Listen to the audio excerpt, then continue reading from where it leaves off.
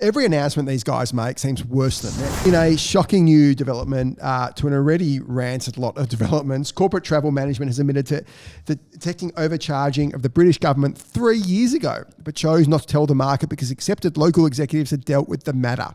To make matters even worse, the morally defunct travel business told the market it didn't merely rip off its customers by $160 million. The actual quantum of the rip-off is closer to $240 million. Bizarrely, CTM conceded that actually it had known back as far as 2022 that it overcharged the British government by £55 million. According to embattled CTM chairman and former lawyer, Ewan Crouch, the company went through a process with the orders and somehow the customer was happy to not recoup the money, which sounds just completely bizarre.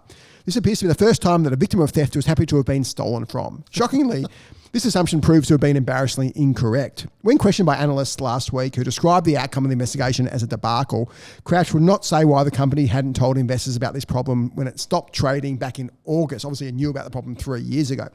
According to RBC analyst Wei Weng Chen, who has been all over this issue, at current spot rates, expected revenue reversals, less amounts already paid, exceed current cash and liquidity, excluding tax recoveries. Of course, CTM have found its Lee Harvey Oswald and has blamed the entire mess on one bloke, a guy called Michael Healy, who ironically had recently been appointed the Order of the British Empire by the Queen's New Year's Honours List in 2023 for his role in leading Corporate Travel's UK business. Healy was the bloke who apparently wrote letters to the UK government telling them they could get a refund, to which they apparently refused. CTM now claim those letters are fraudulent. While Healy was in charge... that's a pretty big deal. Like, CTM is claiming that their UK managing director forged letters on behalf of the British government. Yeah. I mean, that is a dramatic claim. Yeah. It's a big claim. But what's even worse is while Healy was actually in charge of the business, he generally had a more junior role. He was heading up Scotland and Northern England at the time. He was never a director. He was never running the business while the fraud started. Yeah. He was only promoted to COO in 2021. I think CEO of that business in 2023. Throughout this time, someone called Debbie Carling, who was obviously more senior to Healy, and Jamie Ferris is more senior to her. So Ferris is gone, Carling's gone, and conveniently, this poor bloke had the whole thing pinned on him. He wasn't even running the shop at the time it started. So the whole excuse they made that this is the Lee Harvey Oswald lone shooter on the grassy knoll just makes no sense at all. But this whole thing just stinks to high heaven. Before its stock ceased trading, Corporate Travel Management had a market cap of $2.3 billion. This is a big business. Like, this is Australia's second most valuable travel business, or third if you count WebBeds at the time. Has a string of heavyweight backers. Many of these have already written down to zero or close to zero. So Adir, this mess, we obviously have a bet on this mess. I said this will never come back to trading. You said it would.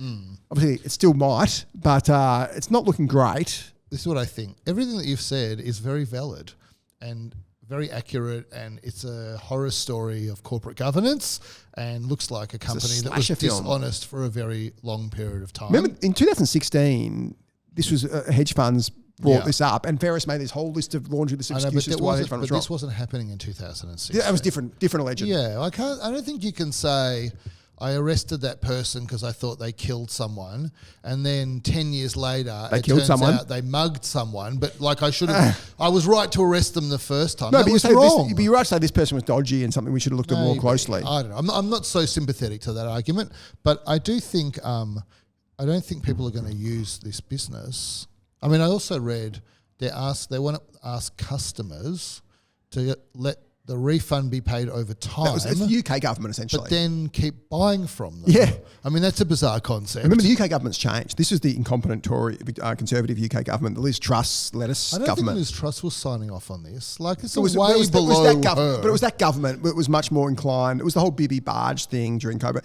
This is now they've got a Labor government that has no great love for CTM. Yeah. It's shocking that I don't know how the British government's going to allow CTM to effectively keep its money, because they owe the government $200 million.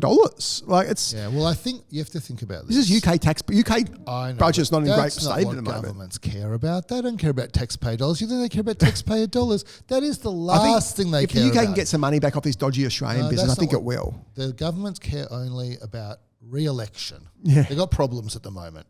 Most of the UK voting public, does not know about this government incompetence, and so the government is only going to go after them if they make this decision that says them knowing will increase our likelihood of re-election. Yeah. And that's a bit of a dangerous game to play. I think you just need to look at all politics through the prism of re-election. Yeah.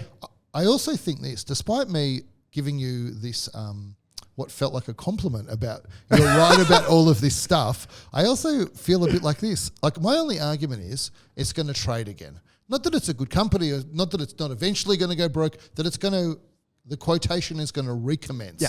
And it feels to me like, you know that movie, I think it was Indiana Jones. Which one? There's been 5. Well, you know the one, there's one of them where the guy, he goes into a market, Harrison Ford goes into a market and the guy's got a whip and the guy does all this fancy stuff with a whip and then he pulls out a gun and shoots Raiders of him. the Lost Ark. I feel like I'm doing that to you. Yeah. Raiders of the Lost Ark, yeah. Top grossing movie in 1981. Well, I feel like I just did that to you because you waved this whip around for the last 15 minutes about all these bad things. He was waving a sword around and Indiana Jones shoots him. Oh, whatever it was, right? Yeah. Also, these whole fancy movement. I don't know how you can claim to be indie when you never know what he did. Well, you could be the sword guy.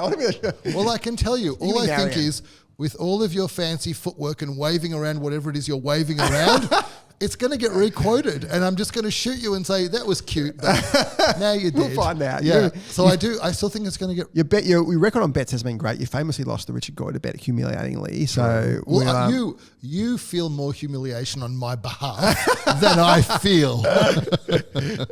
So this is obviously still playing out. It's every announcement these guys make seems worse than the next. It's quite like it was bad enough that a public company is now 10 months late on its reports, which is staggering. Imagine like not giving a report. Somehow IATA's let these guys continue to trade, which itself is a disgrace because these guys are super strict. And now they've just announced, oh, by the way, we didn't rip it off by 160 million. It's actually 240 million. Well, what about the fact that this only came out because they got new auditors? Yeah, absolutely. And so my suspicions are that the previous auditors, who I think might have been PwC, I suspect they picked up on something here and they started putting the pressure on. And putting a lot of pressure on. And there was, it's not easy to swap auditors. Yeah, especially public company. It has to go to an AGM and be voted on by shareholders. Yeah. And so it's a big deal. I've swapped auditors at Catapult and it's not, it was easy to do it once, but it's not just like, you don't just decide it behind closed doors. Yeah. It has to be voted on because the auditors are acting on behalf of shareholders. Yeah. And so I suspect that may be what has happened. And you've got Jamie Ferris, the founder, CEO,